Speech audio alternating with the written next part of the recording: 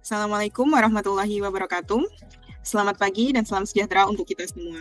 Saya ucapkan terima kasih atas kehadiran Bapak Ibu sekalian dalam agenda rapat pada hari ini. Dalam kesempatan hari ini, kita akan membahas mengenai bagaimana langkah kita ke depannya dalam program penyediaan rumah layak dan terjangkau, agar kegiatan yang kita lakukan ke depannya dapat menjadi fondasi bagi ketahanan nasional. Setidaknya ada beberapa hal yang menjadi tantangan kita ke depannya, yaitu mengenai penyediaan lahan dan perumahan, pembiayaan untuk pembangunan, hingga inovasi yang dapat kita lakukan. Saya ingin mendengarkan pendapat dari Bapak Ibu sekalian mengenai tantangan yang akan kita hadapi dalam hal penyediaan lahan. Mungkin bisa dimulai dari perwakilan Kementerian PKP. Ya, baik. Terima kasih pada Ibu Della selaku perwakilan Kemenko Infrastruktur untuk kesempatannya. Mohon izin untuk menyampaikan pendapat dari saya selaku perwakilan Kementerian PKP. Seperti yang kita ketahui bersama, saat ini sektor perumahan jadi salah satu bidang yang sangat diprioritaskan oleh Presiden melalui program 3 juta rumah. Hal ini dapat dijadikan acuan juga seberapa seriusnya permasalahan perumahan yang ada di Indonesia. Kami Kementerian PKP berkomitmen untuk terus berupaya merumuskan strategi terbaik dalam memperluas pembangunan rumah, khususnya bagi masyarakat berpenghasilan rendah atau MBR, sebagai golongan yang berkontribusi hingga 86% dari total keseluruhan dekor perumahan di Indonesia, yaitu dengan memperluas pembangunan rumah subsidi. Tidak hanya itu, fokus lain yang kami tempuh dalam upaya mengatasi backlog perumahan adalah dengan melakukan percepatan pembangunan rumah susun dan mendorong perumahan berkelanjutan yang ramah lingkungan. Namun, tentu saja dari rencana yang telah kami susun ini, pastilah ada tantangan yang perlu kami selesaikan terlebih dahulu. Seperti yang tadi sudah disinggung oleh Ibu Della juga, betul bahwa permasalahan yang salah satunya yang paling besar bagi kami adalah persoalan lahan.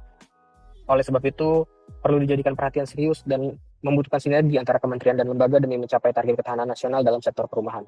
Apakah dari Kementerian ATR BPN ada pendapat yang lain?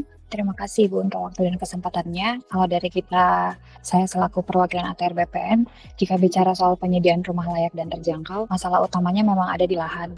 Bergerak dari hal ini, Kementerian ATR BPN sekarang ada fokus pada 3 hal utama. Yang pertama ada percepatan sertifikasi tanah, masyarakat bisa dengan lebih mudah mengakses pembiayaan dan pengembang juga punya kepastian hukum. Yang kedua ada penguatan bank tanah, melalui lahan-lahan publik atau yang tidak produktif, kita akan mendorong untuk dialokasikan bagi perumahan rakyat. Yang ketiga ada sinkronisasi tata ruang. Kita memastikan lokasi pembangunan rumah sesuai dengan rencana wilayah, yang dekat dengan infrastruktur, aman dari bencana, dan terintegrasi secara fasilitas umum. Iya, baik. Terima kasih. Apabila sudah berbicara dengan rencana wilayah, tentu kita perlu berkoordinasi dengan daerah terkait untuk pelaksanaannya ya. Untuk Kementerian Dalam Negeri, apakah ada masukan terkait hal tersebut? Baik Ibu, untuk Kementerian Dalam Negeri kami akan memastikan bahwa pelaksanaan program perumahan dapat dilakukan oleh semua pemerintah daerah, baik provinsi maupun kota atau kabupaten. Kami menganggap bahwa Pemda adalah ujung tombak, akan tetapi banyak daerah yang terkendala prioritas pembangunan lain, sehingga kami akan mendorong agar program perumahan masuk dalam RPJMD dan mendapat porsi anggaran yang cukup serta telah terintegrasi dengan tata ruang seperti yang disampaikan oleh Kemen ATR. Baik, terima kasih Ibu. Mohon bantuannya ya, agar bisa segera mendorong pemerintah setempat, agar program perumahan ini bisa masuk ke dalam RPJMD. Selanjutnya, kita masuk ke pembahasan berikutnya, yaitu tantangan terkait penyediaan rumah dan infrastruktur pendukungnya. Baik, terima kasih Bu Della. Dari Kementerian PKP, utamanya dalam upaya mengatasi backlog perumahan nasional yang mencapai jutaan unit ini, Kementerian PKP sangat membutuhkan kolaborasi strategis dengan berbagai pihak, di mana kesiapan berkolaborasi ini menjadi kunci untuk mempercepat penyediaan rumah subsidi bagi MBR yang selama ini menjadi target utama program perumahan pemerintah. REI dan APERSI sebagai representasi pengembang memiliki peran krusial bagi kami yang tidak bisa digantikan. Mungkin demikian, dan mungkin perwakilan dari REI dan APERSI bisa memberikan responnya. Terima kasih kepada Bapak dan Ibu atas waktunya. Kalau saya sebagai perwakilan dari APERSI, tentu menyambut baik keputusan untuk pemerintah dalam berkolaborasi dengan kami. Namun tentu selama proses kolaborasi ini ada berbagai kendala dan hambatan yang dapat mengganggu atau memperlambat realisasi program Astasita dari Bapak Presiden. Seperti yang kita ketahui bahwa APERSI merupakan gabungan dari pengembang mikro, kecil, dan menengah yang tentu kendala utamanya terletak di pembiayaannya. Maka daripada itu kami meminta dukungan baik dari pemerintah untuk mengeluarkan kebijakan yang dapat membantu kami dalam memberikan dukungan pembiayaan. Terima kasih Bapak. Dari perwakilan REI, apakah ada pendapat? Ya baik, sebelumnya terima kasih kepada Ibu Della dan selamat pagi juga kepada masing-masing perwakilan dari kementerian dan juga tadi ada dari APERSI. Nah, kami dari RE ini siap untuk berpartisipasi ya, dan dalam kolaborasi yang diajukan tadi oleh Kementerian PKP. Namun bisa dibilang ada deh beberapa peran yang bisa kami bantu juga untuk keberlangsungan program ini, yang dimana itu yang pertama mungkin kami bisa mendorong anggota pengembang, kemudian menjadi jembatan komunikasi, dan yang ketiga yang pastinya itu mendukung program pemerintah inovasi dan standarisasi. Nah, selain itu dari RI sendiri mungkin akan membantu merencanakan, mengawasi pembangunan dan memasarkan proyek properti sebagai developer. Dan dalam mewujudkan hal tersebut mungkin ada beberapa hal ini Bapak Ibu yang bisa saya sampaikan, mungkin tantangan ya yang bisa mungkin kerjasama dari Bapak Ibu sekalian. Mungkin yang pertama itu ada di percepatan perizinan, kemudian ada subsidi dan dukungan pembiayaan, kemudian kesediaan lahan, dan yang terakhir kebijakan berkelanjutan dan kepastian hukum. Nah, sehingga dari hal-hal tersebut kami mohon bantuan dan kerjasama dari Bapak Ibu untuk memudahkan hal tersebut sehingga bisa memastikan kelangsungan pengadaan rumah ini. Baik, terima kasih Bapak atas pendapatnya. Dari Kementerian PKP, apakah ada tanggapan mengenai hal tadi? Sebelumnya terima kasih atas respon baiknya perwakilan dari APERSI dan REI. Kami dari Kementerian PKP menyadari bahwa salah satu kendala terbesar adalah hambatan regulasi dan biaya yang memberatkan, khususnya bagi NBR. Oleh karena itu, pemerintah secara aktif berupaya melakukan perbaikan kebijakan yang signifikan. Langkah ini bertujuan untuk menciptakan ekosistem yang lebih kondusif bagi pengembang untuk membangun rumah subsidi, dan juga bagi NBR untuk memiliki hunian yang layak. Saat ini, Kementerian PKP sedang dalam tahap mengupayakan penyederhanaan berbagai regulasi yang terkait dengan perumahan. Salah satu fokus utamanya adalah perizinan bangunan yang selama ini dikenal berbelit-belit dan memakan waktu untuk prosesnya. Selain penyederhanaan regulasi, pemerintah juga sedang mengusulkan kebijakan signifikan dengan menghilangkan biaya tertentu untuk rumah rakyat kecil. Rencana ini mencakup beberapa hal penting seperti hal-hal yang mencakup persetujuan bangunan gedung atau PBG, biaya perolehan hak atas tanah dan bangunan atau BPHTB, dan pajak pertambahan nilai untuk rumah untuk rakyat kecil. Baik, terima kasih Bapak atas tanggapannya. Dari Kementerian Dalam Negeri, Bapak ada tanggapan? Baik, apa yang dikatakan oleh Bapak dari Kementerian PKP adalah benar, dan kami dari sisi Kementerian Dalam Negeri akan menekankan bahwa keberhasilan program ini sangat bergantung pada keterlibatan daerah. Data akan diintegrasikan dengan DTKS atau data terpadu kesejahteraan sosial dan sistem kependudukan maksud saya, untuk mempermudah terkait perizinan dan pendataan. Akan tetapi implementasi nyata di lapangan juga penting. Oleh karena itu kami mendorong kepala daerah untuk satu, aktif memperbarui data kependudukan agar akurat dan sinkron dengan kebutuhan perumahan rakyat. Dua, mengintegrasikan program dengan RPJMD sehingga sejalan dengan prioritas nasional dan juga menyediakan anggaran untuk program-program perumahan ini. Dan tiga, membentuk task force di tingkat provinsi maupun kabupaten kota untuk mengendalikan kawasan kumuh dan memastikan rumah layak bisa dihuni sesegera mungkin. Baik, terima kasih Ibu atas pendapatnya. Kemudian dari segi pembangunan sendiri, apakah dari perwakilan akademisi yang hadir memiliki usulan atau masukan terkait program perumahan ini? Baik, terima kasih pimpinan rapat dan Bapak Ibu sekalian. Saya ingin menegaskan satu hal sederhana. Kita jangan sampai terjebak pada angka backlog semata. Karena rumah itu bukan hanya unit fisik, tapi fondasi kehidupan. Kalau kualitasnya buruk, lokasinya jauh dari tempat kerja, atau cicilannya mencekik, maka rumah itu gagal menjalankan fungsinya. Dari riset kami, rumah layak terbukti meningkatkan produktivitas keluarga, kesehatan, stabilitas sosial, dan sebaliknya, jika backlog terus dibiarkan, resikonya besar. Ada organisasi liar, konflik sosial, bahkan melemahkan ketahanan nasional. Ada satu isu yang menurut saya krusial, tapi belum muncul di meja ini, yaitu ramah lingkungan. Ya, kalau rumah dibangun tanpa memperhatikan daya dukung lingkungan, seperti air, udara, tata ruang, maka yang kita hasilkan adalah beban baru, bukan solusi. Kalau aspek ini diabaikan, kita bisa mengulang kesalahan di masa lalu. Rumah cepat jadi, tapi tidak ditinggali dalam jangka panjang. Semrawut, dan akhirnya kita seakan menciptakan lingkungan Jakarta kumuh yang baru. Intinya deh, saya ingin mengingatkan kembali bahwa ada 3 hal yang menurut saya tidak bisa ditawar.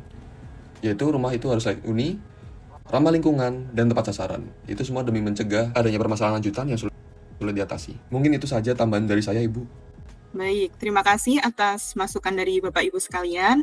Masukan-masukan dari Bapak Ibu tentunya akan kami tampung terlebih dahulu untuk selanjutnya dapat dikaji guna mensukseskan program ini ke depannya. Selanjutnya, mengenai masalah dalam hal pembiayaan, apakah perwakilan dari Kementerian Keuangan maupun Danantara bisa menyampaikan pendapatnya terkait hal ini? Terima kasih untuk waktunya Bu Della. Saya mewakili Kementerian Keuangan. menyampaikan yang berhubungan dengan pembiayaan program perumahan, kami siap untuk mendukung pengalokasian dana untuk subsidi bunga maupun insentif pajak dan skema pembiayaan kreatif. Namun, diperlukan juknis dan juklas terlebih dahulu sebelum adanya pelaksanaan terkait alokasi pendanaan agar subsidi yang kita rencanakan tepat sasaran untuk masyarakat berpenghasilan rendah. Kami juga dari Kementerian Keuangan menunggu produk hukum berupa permen atau Kepmen sebagai payung hukum dalam pelaksanaan program pembangunan perumahan. Selanjutnya, kami juga menunggu Kementerian PKP mengajukan kebutuhan anggaran kepada Kementerian Keuangan agar kami dapat melakukan pembahasan internal terkait pengalokasian pendanaan. Baik, terima kasih Ibu atas pendapatnya. Kemudian dari perwakilan pihak Danantara, apakah ada pendapat? Kami dari Danantara sebenarnya di pembiayaan ini adalah sebagai katalisator antara pemerintah, swasta, dan pasar modal. Dengan begitu, program penyediaan rumah layak bisa berjalan lebih cepat, inklusif, serta berkelanjutan. Danantara juga sebenarnya menyadari bahwa pembiayaan perumahan ini tidak bisa hanya mengendalikan APBN atau subsidi. Baik, Ibu, terima kasih atas pendapatnya. Jadi betul ya, program perumahan ini tentunya memerlukan pembiayaan yang kreatif agar tidak bergantung pada pendanaan APBN saja.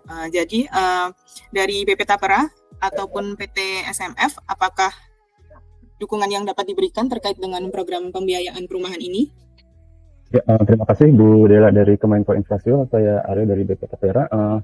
Di BP Tapera adalah badan yang bertugas untuk mengelola tabungan perumahan rakyat secara berkelanjutan. Kami akan memastikan bahwa masyarakat Indonesia, khususnya kelompok berpenghasilan rendah, dapat memperoleh akses pembiayaan rumah yang layak dan terjangkau. BP Tapera hadir, kami menghimpun tabungan dari peserta, baik dari ASN, TNI Polri, pekerja BUMN, swasta maupun informal, lalu menyalurkan kembali dalam bentuk pembiayaan rumah dengan bunga rendah dan tenor yang panjang.